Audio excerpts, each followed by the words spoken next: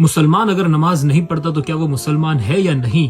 6 حدیثیں میں آپ کو بتاتا ہوں، آپ اس کو یاد رکھیں اور اسے آگے بھی پہنچائیں۔ سب سے پہلی حدیث، آپ علیہ السلام نے فرمایا بے شک انسان کے ایمان اور کفر کے درمیان صرف نماز ہے۔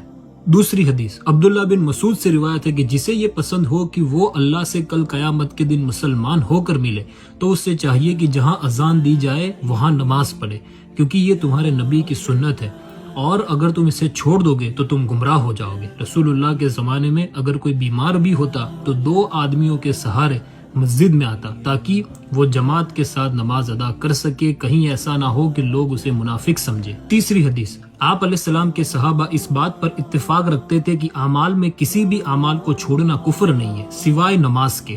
ہمارا اور منافقین کا عہد صرف نماز پہ ہے، جس نے نماز چھوڑی اس نے کفر کیا۔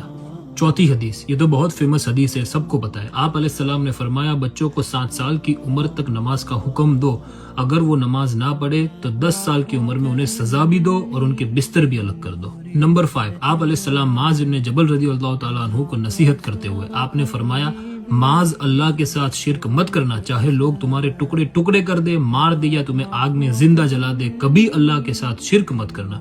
دوسرا، معاذ کبھی نماز مت چھوڑنا، کیونکہ تمہارا اور اللہ کا عہد صرف نماز پر ہے، اگر تم نے نماز چھوڑ دی اللہ کا ذمہ تجھ پہ سے اٹھ گیا۔ شراب کبھی مت پینا، کیونکہ یہ شراب ساری برائیوں کی جڑ ہے۔ دی لاسٹ حدیث نمبر 6، آپ علیہ السلام نے فرمایا نماز قیامت کے دن نماز پڑھنے والے کے لیے نور، دلیل اور نجات ہوگی، اور جس نے نماز نہیں پڑھی اس کے لیے قیامت کے دن نہ تو کوئی نور ہوگا، نہ کوئی دلیل، نہ کوئی نجات کا ذریعہ، اور ایسے لوگوں کا حشر فرعون، قارون، حامان اور امیہ ابن خلق کے ساتھ ہوگا۔